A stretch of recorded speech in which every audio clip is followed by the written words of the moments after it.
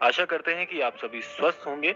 इसी कामना के साथ आइए लेकर चलते हैं आपको आज के विशेषांक की ओर। आज के विशेषांक में महाराज जी के आशीर्वाद से आज आपको 4 ऐसी मुख्य बातें बताएंगे जो आप अपने जीवन में कभी किसी के साथ साझा ना करें तो ज्यादा बेहतर होगा। ये 4 मुख्य बातें यदि आप अपने जीवन में किसी से भी साझा करते हैं, किसी को भी बताते हैं, तो आपके जीवन में आप स्वयं ही परेशानियों को खुद आमंत्रित करते हैं और कोई भी नहीं चाहता कि अपने जीवन में किसी भी प्रकार से परेशानियों को आकर्षित किया जाए या आमंत्रित किया जाए। तो आइए आपको लेकर चलते हैं 4 ऐसी बातों की तरफ जो आपको सदैव अपने मस्तिष्क में रखनी है यदि आप अपने जीवन में सफलता प्राप्त करना चाहते हैं। तो इन 4 बातों में से सबसे महत्वपूर्ण बात है कि जब भी आप अपने जीवन में कोई भी दान पुण्य का कार्य करते हैं, आध्यात्म की तरफ रुचि लेते हैं और आध्यात्म के प्रभाव के चलते जीवन में दान पुण्य के जो कार्य करते हैं, उन दान पुण्य के कार्यों को कभी भी उसका बखान ना करें, कभी भी अपने द्वारा दिए गए दान की कभी भी व्याख्या ना करें, कभी किसी को अपने द्वारा किए गए दान का कभी भी विवरण ना दें। इससे क्या होता है, जब आप अपने द्वारा जो दान आप करते हैं उस दान के बारे में जब आप किसी से फिर बात साझा करते हैं तो उस किए गए दान का जो आपको आध्यात्मिक फल प्राप्त होना होता है वह फल आपको कभी प्राप्त नहीं होता। उसका आपके द्वारा दिए गए दान का जब बखान आप करते हैं तो वो एक प्रकार से नकारात्मकता को आपके जीवन में लेकर आता है और आपके चरित्र पर भी प्रश्न उठने लग जाते हैं। जो लोग हैं वे आपके द्वारा किए गए दान को एक प्रकार से आपका अभिमान समझने लगते हैं और समाज में आपका चरित्र वैसा ही समझा जाने लगता है जो कि आप कभी नहीं चाहेंगे कि आपके आध्यात्मिक चरित्र पर कोई उंगली उठाए। तो यह था पहला ऐसा कारण या पहला ऐसा कार्य जो आपको कभी भी उसका बखान नहीं करना चाहिए। अब आते हैं दूसरी ऐसी बात पर जो आपको कभी किसी के साथ साझा नहीं करना है।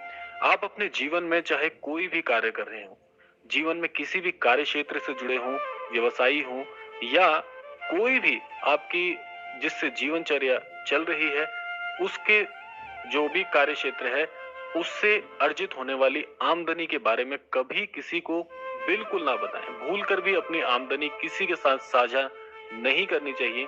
उससे आपको जो लोग हैं, जो समाज है, वह आंकना प्रारंभ कर देता है और आपकी आमदनी से आपके जो पूरा जितना आपने अभी तक जो भी कार्य किया है, जितना भी आपने अर्थ अब तक अर्जित किया है, उस पर लोगों की बुरी नजर पड़ सकती है जो कि आपके व्यवसाय के लिए, आपके कार्य क्षेत्र के लिए किसी भी प्रकार से अच्छा नहीं माना जाता। तो इसलिए आज से अभी से सावधान हो जाएं।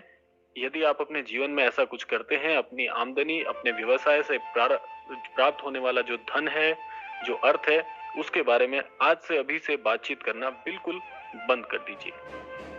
अब तीसरा जो मुख्य बिंदु है वह क्या है जो आपको कभी भी किसी के साथ साझा नहीं करना चाहिए। आपको अपनी कमजोरी और अपनी ताकत का कभी भी बखान नहीं करना चाहिए। कभी भी किसी के सामने अपनी किसी भी कमजोरी को ना बताएं। सदैव इससे बचिए कि आपके जीवन में जो भी आपका सबसे कमजोर, चाहे वे किसी भी प्रकार से आप किसी भी तरह से कमजोर हैं, चाहे कोई भी आपकी ऐसी त्रुटि है जीवन में, उस त्रुटि को कभी भी किसी के सामने मत कहिए। इससे जब आप अपनी कमजोरी किसी को कहते हैं तो वह कमजोरी दूसरों तक पहुंचने से आपके जीवन पर दूसरों के लिए प्रहार करना बड़ा आसान हो जाता है। क्योंकि आप ये सोचिए कि यदि आपकी कोई ऐसी कमजोरी है जो आप अपने किसी शत्रु से भी कह बैठते हैं तो आप स्वयं ही अपनी कमजोरी अपने शत्रु को बताएंगे तो वह आप पर हावी हो जाएगा और अपनी कमजोरी बताने से आपकी जो हार है, आपकी जो पराजय है, वह पहले ही निश्चित हो जाएगी। तो इसीलिए कभी भी किसी को अपनी कमजोरी ना बताएं और यहीं पर अपनी शक्ति, जो जिस प्रकार से आप शक्तिशाली हैं, जो भी आपकी ताकत है, उस ताकत को भी कभी किसी को नहीं बताना चाहिए। क्योंकि उससे आपके शत्रुओं को पता चल जाता है कि आप किस प्रकार से सशक्त हैं और कौन से ऐसे बिंदु हैं जो आपको उससे विजित कर सकते हैं। तो इसलिए कभी भी अपनी कमजोरी, कभी भी अपनी शक्ति किसी के सामने उसका बखान नहीं करना चाहिए। कभी भी इनको किसी के भी समक्ष कहना नहीं चाहिए। इससे आपकी पहली ही जो रणनीति होगी वह दूसरों को पता चल जाएगी और आप समाज में अपने जो प्रभाव है उसको दिखाने में कभी भी सक्षम नहीं रह पाएंगे।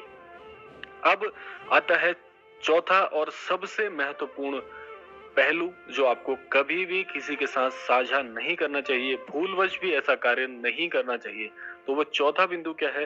वह चौथा बिंदु है कि आपको कभी भी अपने अतीत और भविष्य की रणनीतियों के बारे में कभी किसी से भूल कर भी बात नहीं करनी चाहिए। जो भी आपका अतीत रहा है, जो भी आप पहले जिस भी स्तर पर थे या पहले आपके साथ जो कुछ भी व्यतीत हो चुका है, चाहे वे अच्छे प्रभाव हों, चाहे बुरे प्रभाव हों, जो भी आपका अतीत रहा हो, अपने अतीत के बारे में कभी किसी को मत बताइए। क्योंकि यदि आपने अतीत में किसी तरह से आप कोई बुराइयों में लिप्त रहे हो या आपने कोई ऐसा कार्य किया हो जिससे आपको शर्मिंदा होना पड़े, ऐसा कार्य यदि आप किसी के समक्ष कहते हैं तो आपके शत्रुओं को एक प्रभाव मिल जाता है आपके उस अतीत पर उंगली उठाने का, जिस वजह से वे आपको समाज में नीचा दिखा सकते हैं। और यही स्थिति अतीत की आपको आज, चाहे आप कितने भी सशक्त क्यों ना हो, आज चाहे कितने भी शक्तिशाली क्यों ना हो, चाहे कितना भी आज आपने अपने स्तर को बदल लिया हो सकारात्मक तौर पर, लेकिन अतीत की बातें जब निकल कर आती हैं तो वे आपको झिंझोड़ देती हैं, आपके प्रभाव को मलिन कर देती हैं और आपके चरित्र पर भी उंगलियां उठने लग जाती हैं। तो अपने अतीत के बारे में कभी भी किसी के साथ बिल्कुल अपनी बातें साझा ना करें। दूसरा, इसी के साथ एक बिंदु और मैंने बताया कि भविष्य में आपकी क्या रणनीति होने वाली है। आगे चलकर आपने कौन सी योजनाएं बताई हैं, उन योजनाओं को आप भूलवश भी कभी भी किसी को ना बताएं, क्योंकि भविष्य की आपकी रणनीतियां किसी और के लिए एक प्रकार से मौका हो सकती हैं, किसी के लिए एक तरह का प्रभाव हो सकता है जो वह आपसे छीन सकता है। जो रणनीति आप अपनाना चाह रहे हो, जो भी आप भविष्य में किसी प्रकार से अपनी योजनाएं बना रहे हो, वे योजनाएं किसी और के साथ साझा होकर वे किसी और की योजनाएं बन सकती हैं, किसी और की रणनीति बन सकती है। जो प्रभाव आपने अपने लिए आने वाले में समय में सोचा होगा, वह प्रभाव कोई और चुरा सकता है। आपकी योजनाओं से कोई बहुत कुछ सीख सकता है, आपकी योजनाएं किसी और की योजनाएं बन सकती हैं। तो इसीलिए इन बातों का आपको बहुत ध्यान रखना चाहिए कि अपना अतीत और भविष्य की रणनीतियां भूल कर भी किसी के साथ साझा ना करें। ये चार मैंने जो आपको मुख्य बिंदु बताए हैं, इन चार बातों को, इन चार प्रभावों को कभी भी किसी के साथ भूलकर भी साझा ना करिए। ये आपके जीवन में परेशानियों को आमंत्रित करने में बहुत हद तक, आपके प्रभाव को कम करने में बहुत हद तक सहायक होती हैं। तो इन बातों का आपको जीवन में ध्यान रखना चाहिए। तो यह थी चार मुख्य बातें जो मैंने आपको आज की क्रमांक से बताई। आशा करते हैं कि इन चार बातों का आप अवश्य ध्यान रखेंगे और अपने जीवन में अच्छे प्रभावों को आकर्षित करेंगे। इसी कामना के साथ विदा लेने का समय आ चुका है और अब बात आती है प्रार्थना की, जो हम हर विशेषांक में करते हैं। महाराज जी से यही प्रार्थना करूंगा कि हमारे सभी अनन्य दर्शकों के जीवन में अपना आशीष बनाए रखें, सभी को सद्बुद्धि, सन्मार्ग और आध्यात्म की ओर महाराज जी की आशीर्वाद और आशीष प्रदान होते रहें। इसी कामना के साथ विदा लेते हैं। मिलते हैं ऐसे ही किसी अगले क्रमांक में। तब तक के लिए जय श्री राम।